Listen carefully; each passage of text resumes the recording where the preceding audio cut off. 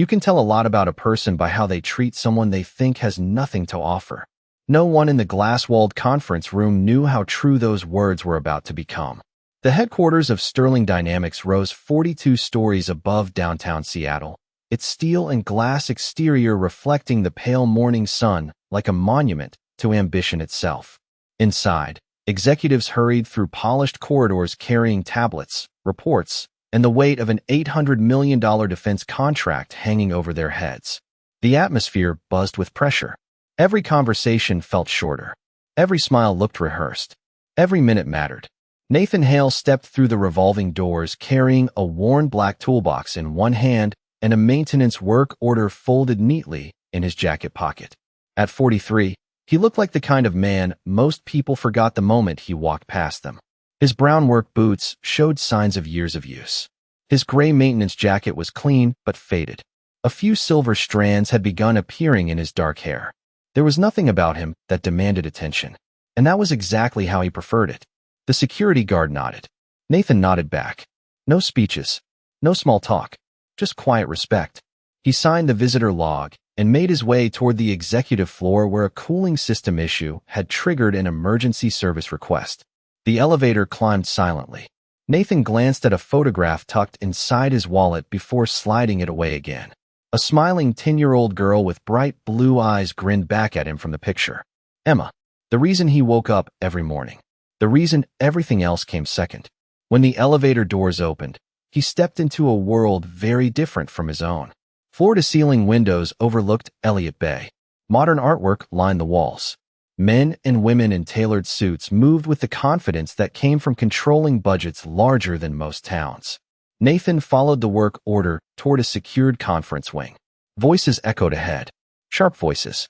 Stressed voices. The kind that appeared whenever millions of dollars were involved. As he approached, a woman emerged from the conference room surrounded by senior executives. Olivia Sterling, CEO, 36 years old. Brilliant. Respected. Feared. Her navy business suit looked as precise as her reputation. She was speaking rapidly about deadlines, investor expectations, and contract risks when her eyes landed on Nathan. She stopped. Her gaze moved from his boots to his toolbox, then back to his face. "You're the maintenance contractor?" she asked. Nathan nodded politely. "Yes, ma'am. I'm here about the cooling system alert." A few executives glanced over. Olivia folded her arms. "Wonderful. Because apparently everyone's an expert around here except the people actually responsible for solving our problems." Nervous laughter followed. Nathan remained still. Olivia gestured toward the server wing. "Just try not to unplug anything important. We already have enough problems." More laughter. Louder this time. Several managers exchanged amused looks. One young executive smirked openly. Nathan simply nodded. "I'll be careful." His calm response somehow made the laughter feel even sharper. Olivia tilted her head. "Good. Because what happens on this floor requires a little more education than fixing air conditioners." The room chuckled again. Nathan said nothing. He had learned years ago that dignity did not need defending every time someone challenged it. Silence could carry more strength than anger ever could. For a brief moment, the laughter echoed against the glass walls. Then something unexpected happened. Nathan's eyes drifted toward a large digital display mounted inside the conference room. Across the screen flashed engineering diagrams, system models, and lines of technical architecture connected to the company's troubled defense project. He paused for less than a second, barely long enough for anyone to notice. But his expression changed. Not with surprise, not with confusion, with recognition. Then he quietly continued walking toward the server corridor while the executives returned to their meeting. None of them noticed the look in his eyes. None of them realized the maintenance contractor they had just mocked understood the project on that screen better than almost anyone. Inside the building, and before the day was over, every person on that floor would wish they had treated him differently. Nathan followed the access corridor into the heart of the building, where the server infrastructure supported nearly every operation inside Sterling Dynamics. The steady hum of cooling fans filled the air. Blue indicator lights blinked in neat rows across towering equipment racks. To most people, it looked like a maze of machines. To Nathan, it looked like a language he had spoken for most of his life. He set his toolbox down beside the cooling control cabinet and opened the maintenance panel. The issue revealed itself almost immediately. A faulty sensor was sending inconsistent temperature readings through the monitoring system. Simple. Routine. The kind of problem that could be solved in less than 20 minutes. Yet as he worked, voices drifted through the partially open door connecting the server wing to the executive conference area. The tone had changed. The earlier confidence was gone. What remained sounded like frustration. That is not acceptable. Olivia's voice carried clearly through the hallway. We are 3 weeks from final review. Another executive answered. The simulation keeps failing under load. Then fix it. We have tried. Silence followed. Then another voice. The predictive model is creating unstable outputs. Nobody can isolate the source. Nathan continued tightening the replacement sensor. His hands moved steadily. His face revealed nothing. Yet the words caught his attention. A few moments later, several engineers hurried past the server room, carrying tablets filled with diagrams and performance reports. Their expressions looked exhausted. One young engineer stopped briefly outside the open doorway, rubbing his forehead. I have not slept more than 4 hours in 3 days, he muttered to a colleague. If we lose this contract, half the division gets restructured. His colleague sighed. At this point, I would settle for finding someone who actually understands what is causing the instability. The two disappeared down the hall. Nathan quietly returned to work, but part of his mind remained fixed on the engineering display he had glimpsed earlier. Something about it had felt familiar. Very familiar. 20 minutes later, he completed the repair and ran a diagnostic test. Everything returned to normal. Green indicators replaced the warning alerts. Job finished. He began packing his tools when movement on a nearby monitor caught his eye. One of the engineering workstations connected to a presentation screen still displayed fragments of the project architecture. The system model remained open. Nathan glanced at it for only a few seconds. Then he frowned slightly. Not because the problem was complicated, because the problem was surprisingly simple. A small structural conflict hidden deep inside the prediction framework was creating cascading instability throughout the model. The flaw sat in plain sight. Hundreds of talented people had overlooked it because they were searching for something far more complicated. Nathan looked away. He closed his toolbox. Not my project, he thought. Not my responsibility. He started toward the exit. Then he noticed someone standing near the conference room doorway. A young engineer. Mid-20s. Nervous. Tired. Staring helplessly at pages of calculations. The young man looked up. Long day? Nathan asked kindly. The engineer laughed weakly. You have no idea. Nathan nodded. Sometimes the hardest problems are caused by the smallest assumptions. The engineer blinked. What does that mean? Nathan glanced toward the displayed model. It means if everyone is looking at the result, maybe somebody should look at the foundation. For a moment, the young engineer simply stared at him. Then his eyes drifted toward the screen. Nathan offered a polite smile and continued walking toward the elevator. Behind him, the young engineer slowly turned back toward the model. Something in the maintenance contractor's words had landed differently. Not like advice, like a clue. And for the first time that day, someone inside Sterling Dynamics had started asking the right question.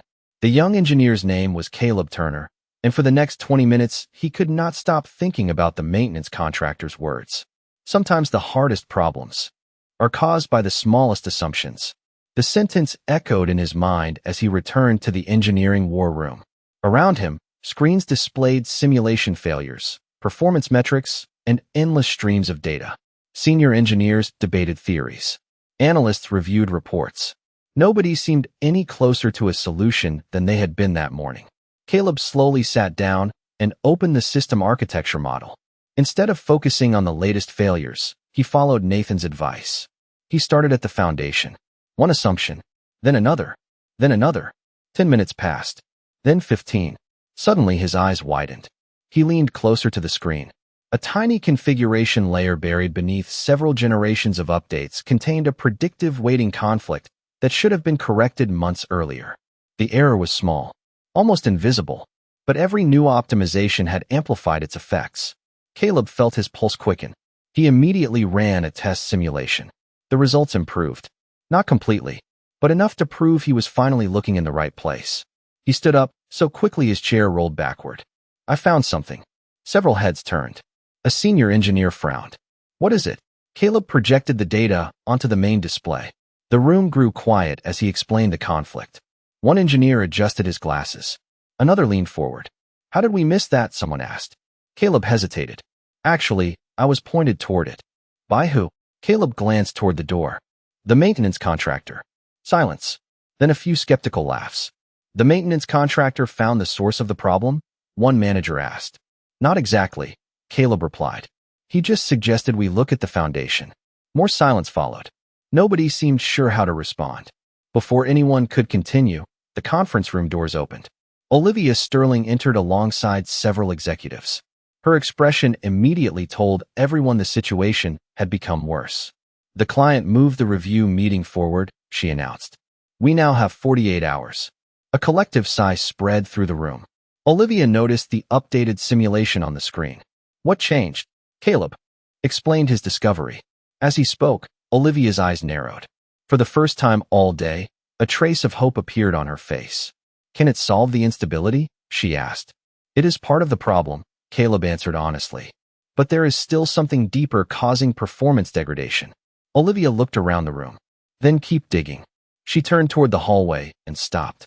Through the glass wall, she noticed Nathan walking toward the elevators with his toolbox in hand. Just another contractor finishing a routine service call. Nothing more. At least that was what everyone still believed. Meanwhile, Nathan pressed the elevator button and waited quietly. His phone buzzed. A text message from Emma appeared on the screen. Dad, do not forget tonight is family science night. You promised. A smile touched his face. He typed back immediately. I would not miss it for the world. The elevator doors opened. Nathan stepped inside. As they began to close, a voice echoed down the hallway behind him. Hold that elevator. The doors paused. Nathan looked up. A tall man in his late 30s was hurrying across the executive floor, carrying a laptop bag and several engineering reports. Employees moved aside as he passed. The moment he looked toward the elevator, his expression suddenly changed. He froze mid-step. The reports nearly slipped from his hands. For several seconds he simply stared. Then disbelief gave way to recognition. Professor Hale, he whispered. The hallway seemed to freeze. The soft hum of the elevator motors, the distant conversations from nearby offices, even the constant rhythm of footsteps across the executive floor suddenly faded into the background. Ethan Brooks stood motionless several yards away, staring as though he had just seen someone return from another lifetime. Nathan looked at him for a moment, then offered the same calm smile he had given countless students years ago. Hello, Ethan. The words were simple, ordinary, yet they struck Ethan with the force of a forgotten memory. It really is you, Ethan said, stepping closer. I cannot believe it. The elevator doors remained open. Nathan glanced at his watch. It has been a long time. Ethan laughed softly in disbelief. 9 years. 9 years since Stanford. Several employees nearby slowed their pace. A few turned their heads. The name caught their attention. Stanford. One of the project managers exchanged a puzzled glance with another executive. Ethan looked at Nathan's toolbox, then at the maintenance jacket, then back at Nathan. Confusion mixed with admiration. Professor, what are you doing here? Nathan shrugged lightly. Fixing a cooling sensor. Ethan shook his head. No, I mean here. Before Nathan could answer, Olivia Sterling emerged from the conference room. Ethan, she called. We need you back inside. She stopped when she noticed the unusual scene. Ethan rarely looked surprised. In fact, most employees considered him the smartest engineer in the building. Yet now he appeared completely stunned. Olivia approached. What is going on? Ethan turned toward her. For a second, he seemed unsure where to begin. You know who this is? Olivia glanced at Nathan. The contractor? Several executives standing nearby chuckled quietly. Ethan did not. This is Professor Nathan Hale. The laughter disappeared. Olivia frowned slightly. Professor? Ethan nodded. The Nathan Hale. Silence spread across the executive floor. Nathan looked mildly uncomfortable. Attention had never interested him. Ethan continued before anyone could speak. The machine learning architecture I used for my doctoral research was based on his work. Olivia blinked. One manager looked confused. Another searched his memory. Caleb Turner emerged from the conference room, carrying a tablet, and nearly dropped it when he heard the name. Ethan noticed. Every engineer in advanced predictive systems knows who he is. Nathan sighed quietly. That was a long time ago. Not to us, Ethan replied. The sincerity in his voice caught everyone off guard. Olivia folded her arms. If he is so famous, why have I never heard of him? Ethan looked genuinely surprised by the question. Because he disappeared. The answer hung in the air. Several people exchanged curious glances. Nathan shifted his toolbox slightly. Ethan, I really need to leave. Wait. Ethan stepped forward. Just one question. Nathan remained silent. Ethan pointed toward the conference room. The system architecture displayed on the screen earlier. You looked at it, did you not? Nathan hesitated. Olivia immediately noticed. You reviewed confidential project material? Nathan shook his head. I glanced at a diagram while walking past. Olivia's expression hardened. And? Ethan asked. Nathan considered the question carefully. The instability is not where your team thinks it is. The hallway became quiet once more. Ethan's eyes widened. Caleb stared. Olivia looked skeptical. Nathan adjusted his grip on the toolbox. You are solving symptoms. He paused. Not causes. Then he stepped into the elevator. As the doors slowly began to close, nobody moved. Nobody laughed. Nobody spoke. And for the first time that day, Olivia Sterling found herself wondering whether the man she had dismissed hours earlier might know something her entire engineering division did not. The elevator doors closed, but the silence they left behind remained. For several long seconds, nobody in the hallway spoke. Olivia Sterling finally turned toward Ethan Brooks. Tell me exactly who that man is. Ethan watched the elevator display descend one floor at a time before answering. He was one of the most respected minds in predictive systems research. Olivia raised an eyebrow. Was?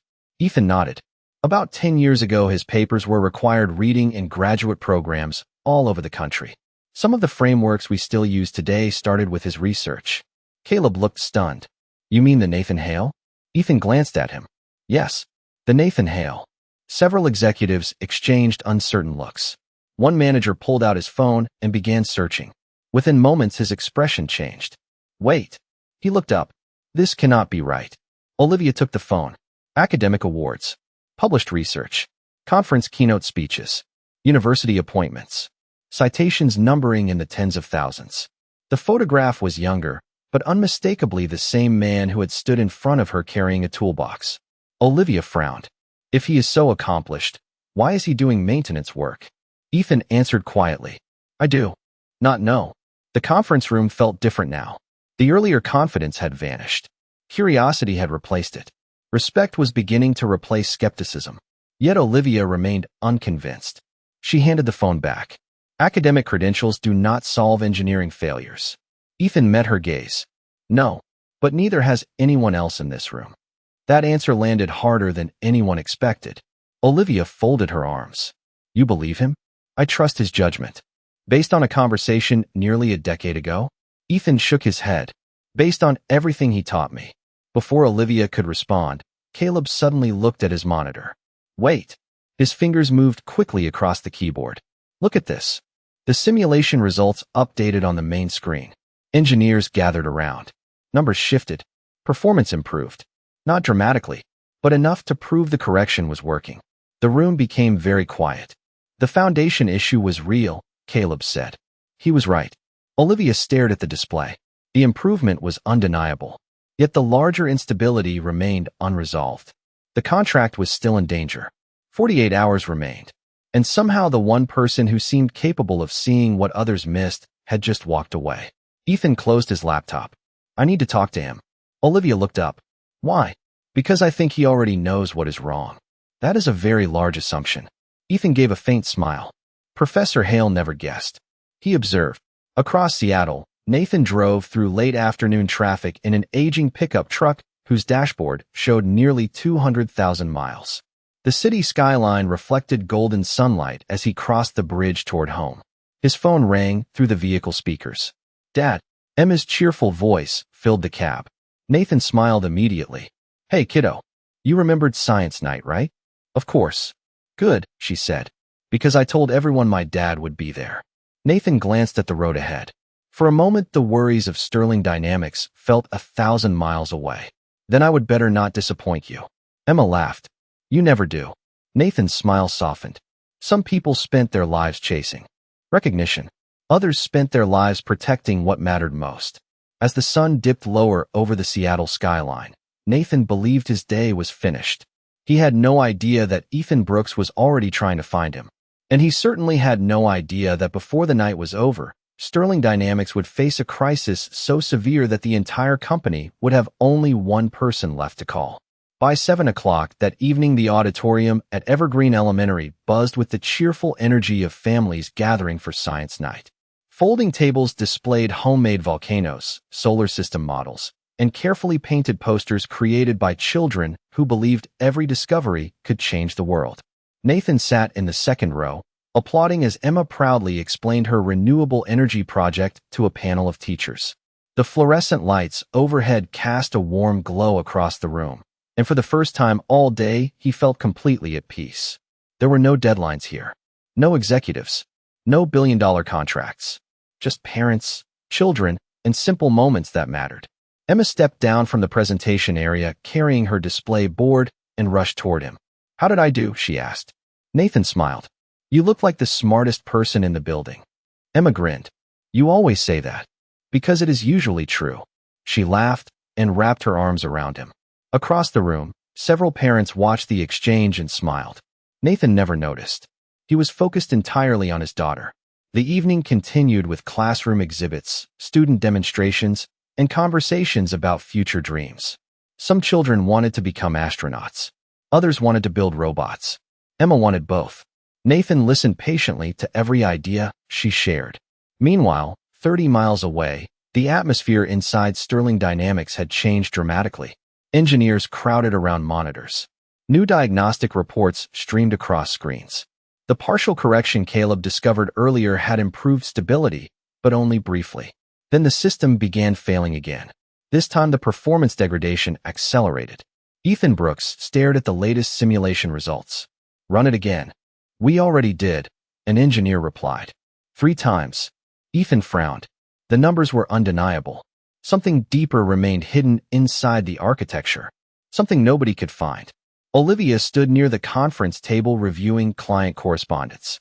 "How bad?" she asked. Ethan took a slow breath. "If we present these numbers in 48 hours, we lose the contract." Silence settled over the room.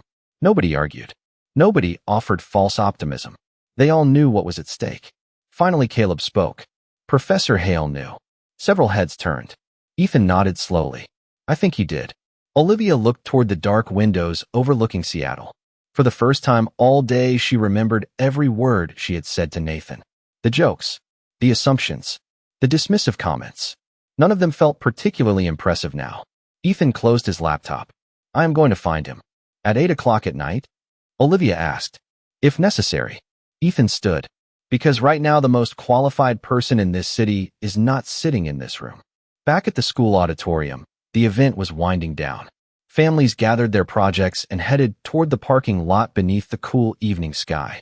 Nathan carried Emma's display board while she skipped beside him. "Best night ever," she declared. Nathan smiled.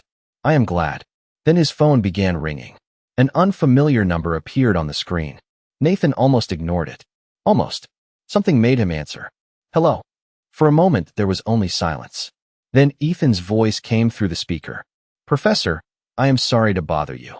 Nathan stopped walking. Emma looked up curiously. Ethan continued. "But we need your help." Nathan stood beside his truck beneath the parking lot lights while families continued loading science projects into their cars around them.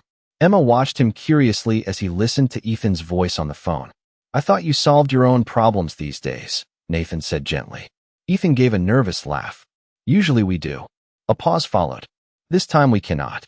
Nathan looked across the parking lot toward the school building. "I am with my daughter." "I understand."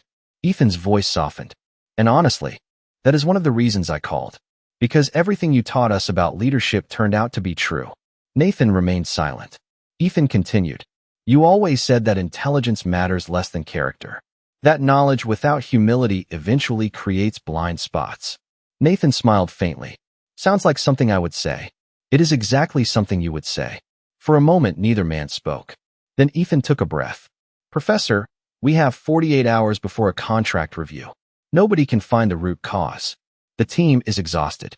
I have engineers sleeping in conference rooms." Nathan closed his eyes briefly. He knew that world. He knew the pressure. He knew the weight of responsibility that came with impossible deadlines. But he also knew something else.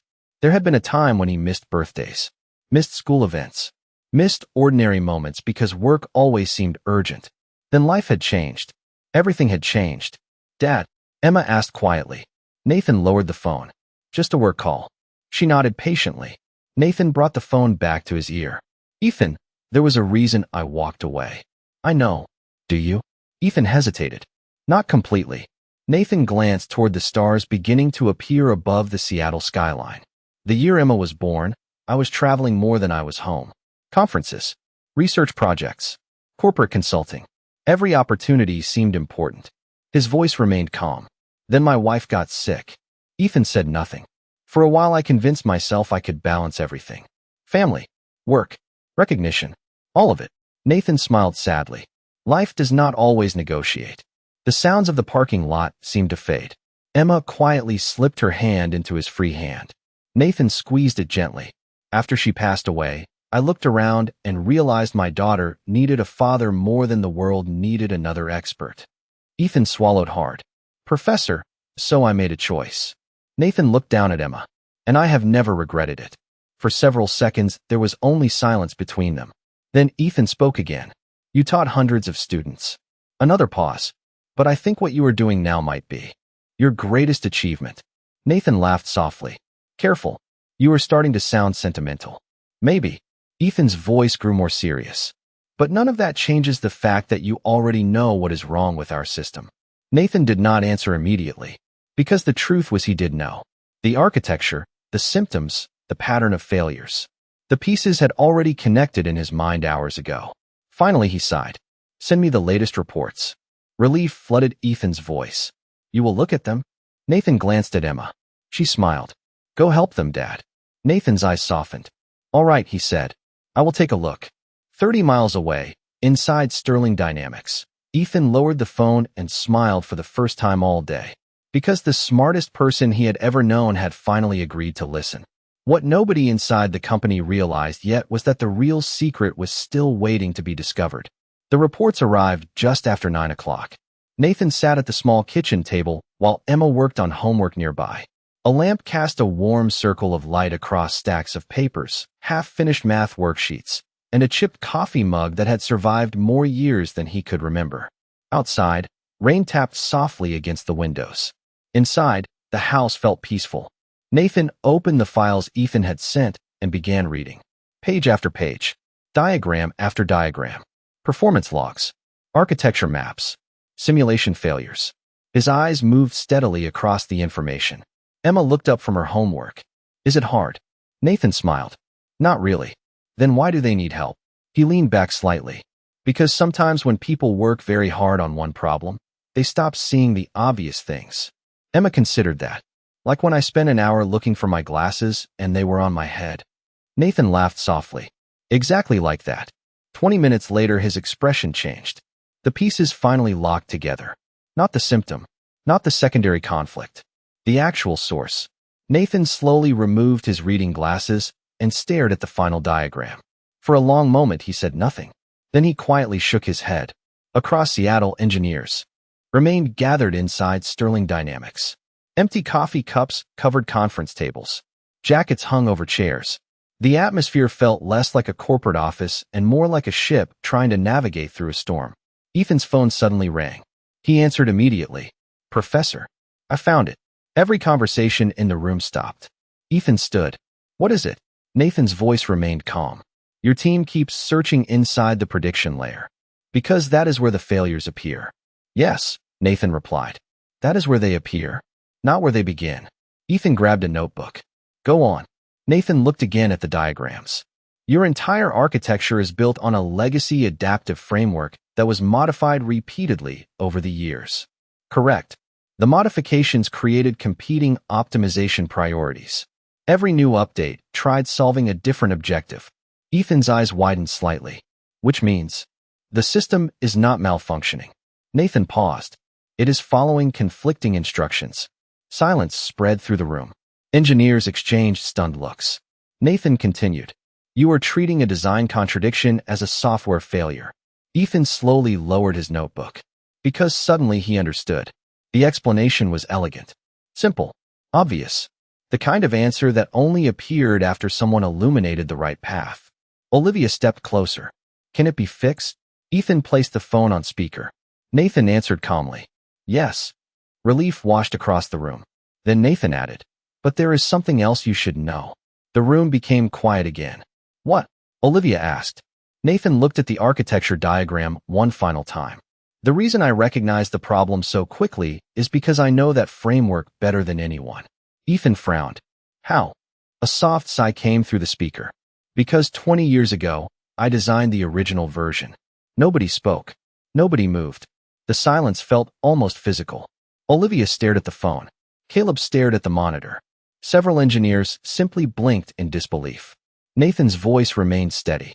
The architecture your company built upon, expanded, and modified over the years began as a research project in my laboratory. Ethan slowly sat down. His mind raced through everything he had learned that day. The maintenance contractor, the professor, the hidden expert, and now something even larger. The foundation beneath Sterling Dynamics itself. Nathan glanced toward Emma, who was smiling proudly from across the table. I can help you fix it, he said quietly. But first, somebody should get some sleep. Nobody makes good decisions when they are exhausted. For the second time that day, an entire room full of brilliant people fell completely silent. The next morning began before sunrise. While most of Seattle still slept beneath low clouds and steady rain, lights were already glowing inside Sterling Dynamics. Engineers filled the conference room once again, but this time the atmosphere felt different. Hope had replaced panic. Coffee cups still lined the tables. Reports still covered every surface. Yet now they had direction. Following Nathan's guidance, the team rebuilt the conflicting optimization layers and removed the hidden contradiction buried deep inside the architecture. Simulation after simulation began producing stronger results. Metrics improved. Stability returned. Performance exceeded expectations. By mid-morning, a result nobody thought possible 24 hours earlier appeared on the main display. Success. The room erupted into relieved laughter and exhausted applause. Ethan leaned back in his chair and smiled. Caleb stared at the screen as if he were witnessing a miracle. Olivia remained silent. Not because she was unhappy, because she was thinking about a man carrying a toolbox. Several hours later, the client review began. Questions were answered. Demonstrations succeeded. Technical evaluations exceeded required benchmarks. When the meeting finally ended, confirmation arrived. The contract was secured. $800 million. Hundreds of jobs protected. Years of work preserved. Cheers echoed through the executive floor. Yet Olivia barely heard them. Instead, she walked to her office window and looked out across the city. Character. Respect. Dignity. Words she had rarely considered during her climb to the top. That afternoon, she asked Ethan for an address. An hour later, a black company vehicle pulled quietly into a modest neighborhood lined with maple trees and small front porches. Olivia stepped out carrying nothing but a simple folder. No assistants. No executives. No audience. She approached a small house where laughter drifted through an open window. Nathan was in the front yard helping Emma launch a homemade model rocket. The rocket rose into the air, tilted slightly, and landed safely in the grass. Emma cheered. Nathan laughed. Only then did he notice Olivia standing near the sidewalk. For a moment, neither spoke. Then Olivia walked forward. I owe you an apology. Nathan listened quietly. Yesterday I looked at your clothes and your toolbox and decided who you were. She lowered her eyes briefly. I was wrong. Nathan smiled gently. Most people are wrong about something every day. Olivia laughed despite herself. You are making this easier than I deserve. Emma looked between them curiously. Nathan rested a hand on his daughter's shoulder. What matters is what people do after they realize they were mistaken. Olivia nodded. Then she handed him the folder. Inside was an offer. A consulting position. Research leadership. Compensation large enough to change most lives. Nathan glanced at it and closed the folder. Thank you. Olivia looked hopeful. But Nathan smiled. My schedule is already pretty full. Emma grinned beside him. Olivia finally understood. The awards, the research, the recognition. None of those things represented his greatest achievement. Standing beside him did. She looked at Emma and smiled. Your father is an extraordinary man. Emma answered without hesitation. I know. The three of them stood quietly beneath the afternoon sun. No speeches followed. No grand celebration. No dramatic ending. Just a simple moment of truth. Months earlier, nobody inside Sterling Dynamics would have recognized the man walking through their hallways. Yet now an entire company understood something important. The strongest people are not always the loudest. The wisest people are not always sitting at the head of the table. And sometimes the person everyone overlooks is the very person who built the foundation beneath their success. Nathan watched Emma prepare the rocket for another launch and felt completely at peace. Because long after titles fade and achievements are forgotten, respect remains. Character remains. Love remains. And in the quiet that followed, that truth spoke louder than anything else ever could.